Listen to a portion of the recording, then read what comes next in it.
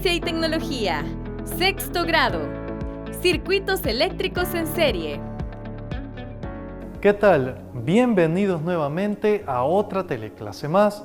En esta ocasión vamos a continuar hablando sobre el tema de circuitos eléctricos, tal y como veníamos abordándolo desde la semana anterior. Y para comenzar, quiero que recuerdes algo que normalmente haces todos los años, y es desenredar las luces navideñas. Y es que cuando te pones a estar haciendo todo ese proceso, tienes que estar buscando que cada uno de los focos puedan encender. Pero ¿te has cuestionado alguna vez por qué cuando uno de ellos falla se arruinan todos los demás? ¿Qué es lo que ocurre con la corriente eléctrica cuando al faltar uno de los elementos todos los demás dejan de funcionar?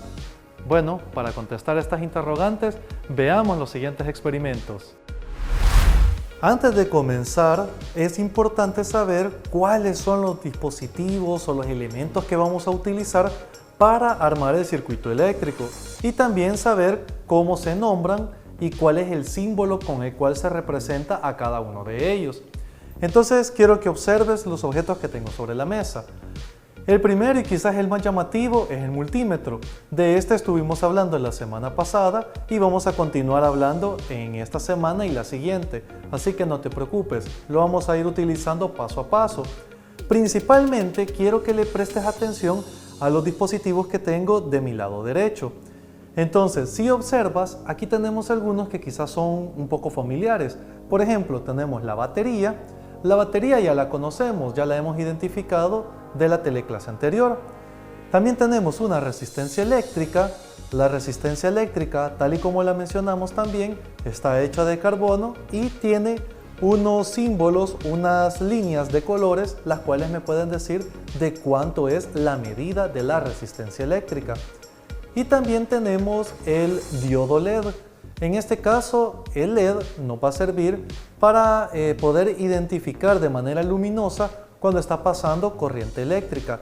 Para cada uno de ellos, ha visto en la pantalla el símbolo correspondiente.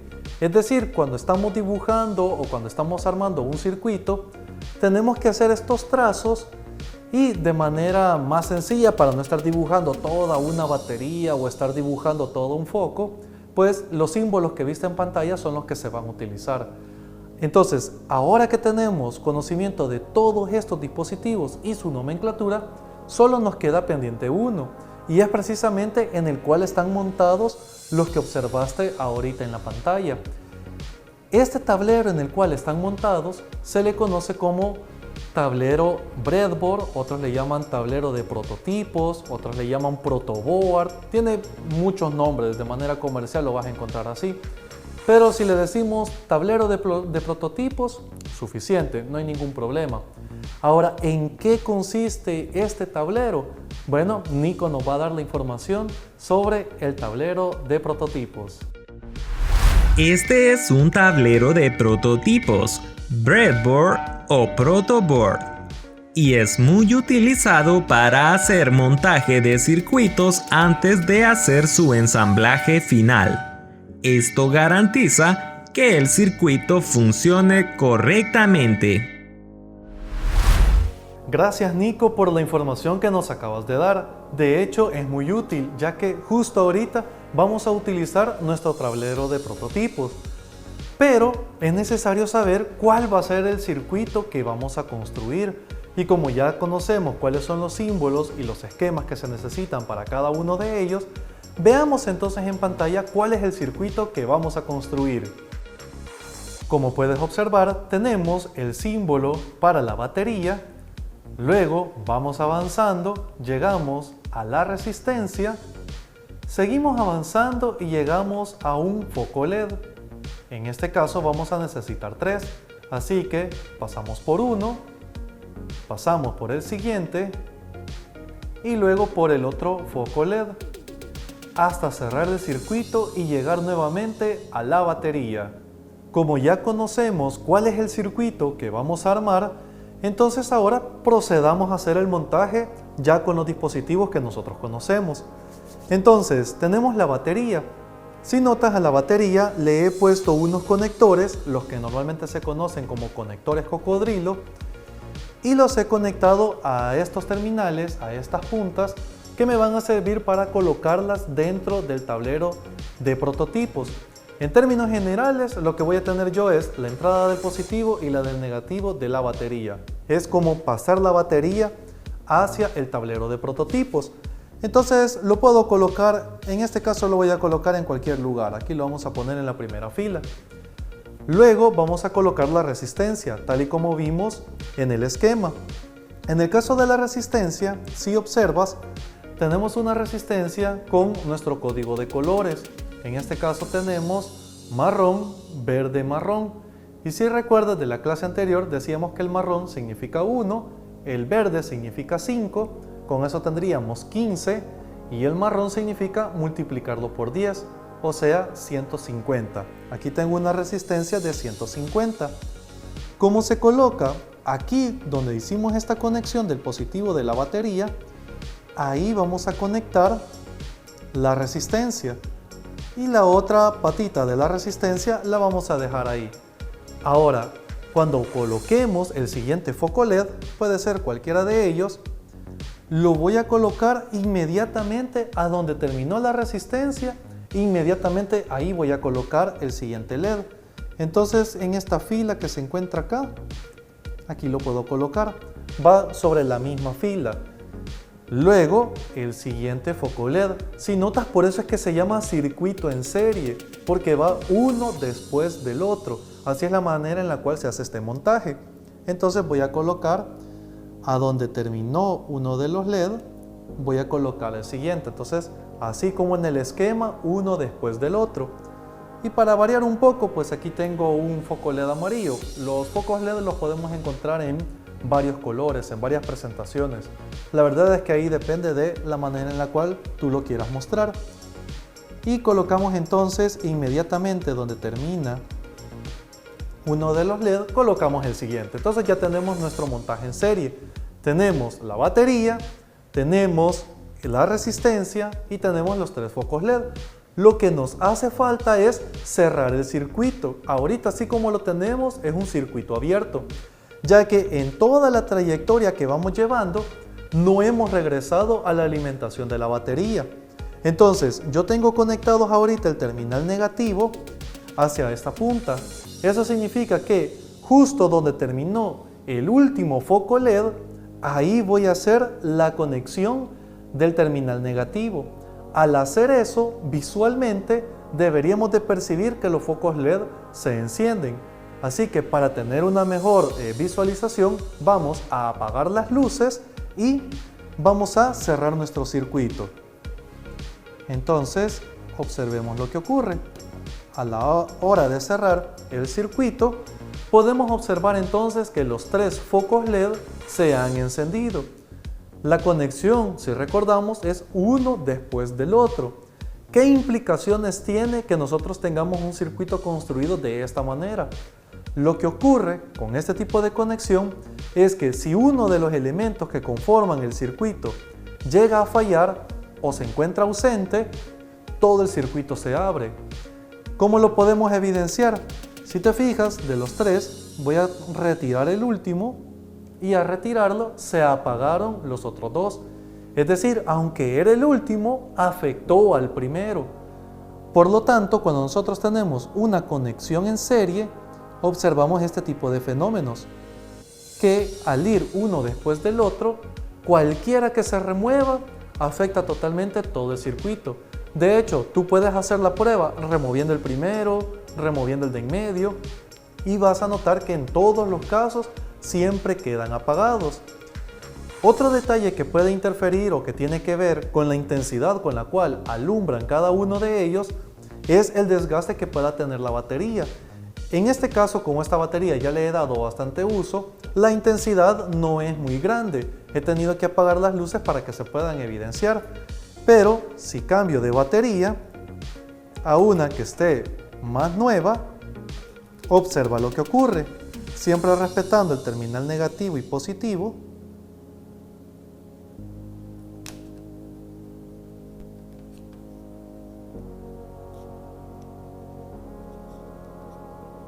podemos evidenciar entonces como ahora que he cambiado por una batería que tiene más carga, la intensidad con la cual alumbra es mayor. Así que tú también puedes intentar en casa con diferentes baterías.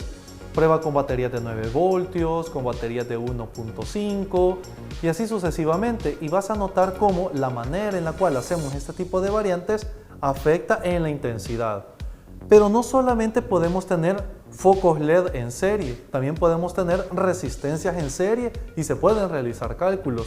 Así que voy a limpiar, como tengo ahorita este circuito, y vamos a regresar con un montaje solamente de resistencias. Así que vamos a ver cómo queda.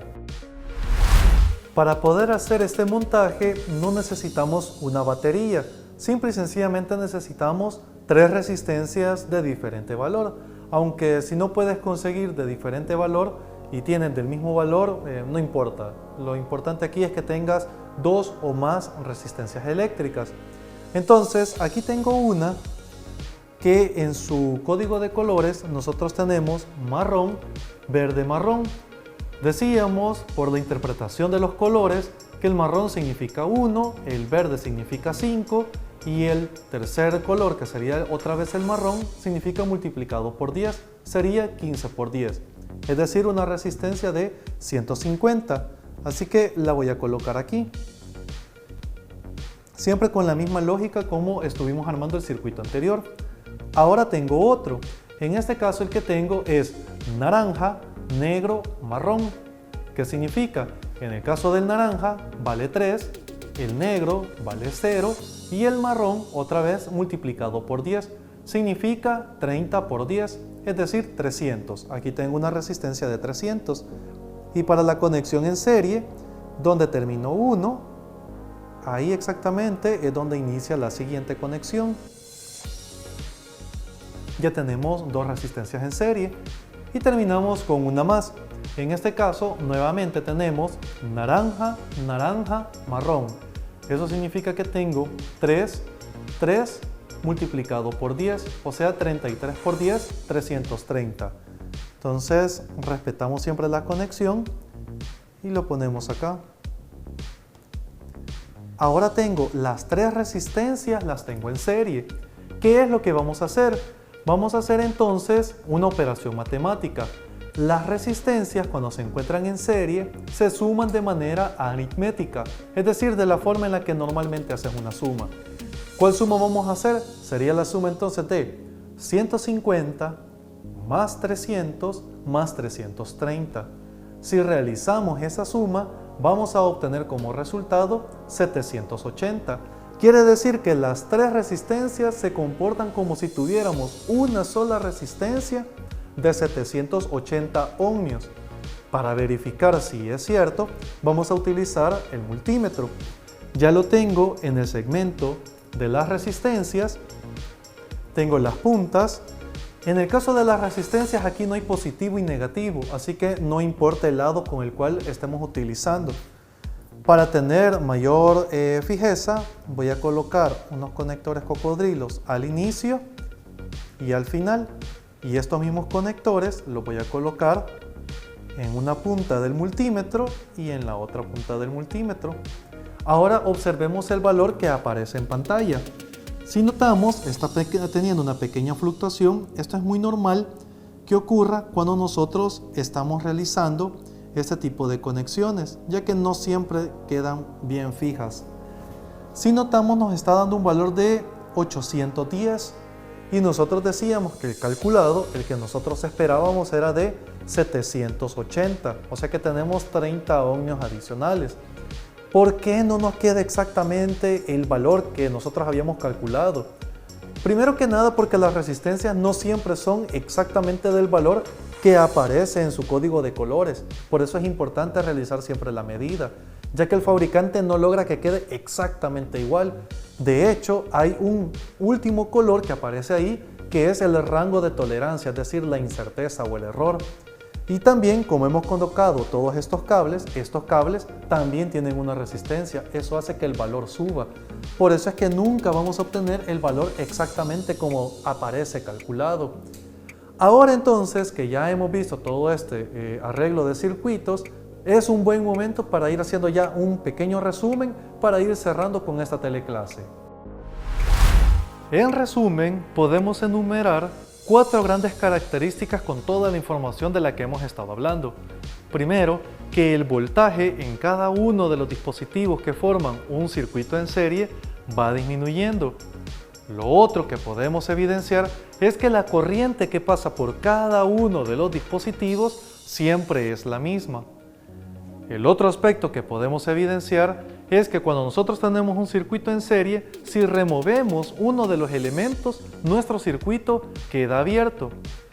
Y por último, podemos enumerar que cuando nosotros tenemos diferentes resistencias eléctricas, la sumatoria de todas esas resistencias eléctricas pueden servirnos como una sola resistencia equivalente, siempre en el circuito en serie. Lastimosamente nos hemos quedado sin tiempo para continuar hablando sobre este tema. Sin embargo, la próxima semana vamos a continuar hablando sobre circuitos y en esa ocasión sobre circuitos en paralelo. Así que nos vemos la próxima semana, siempre aquí en Aprendamos en Casa. Hasta la próxima.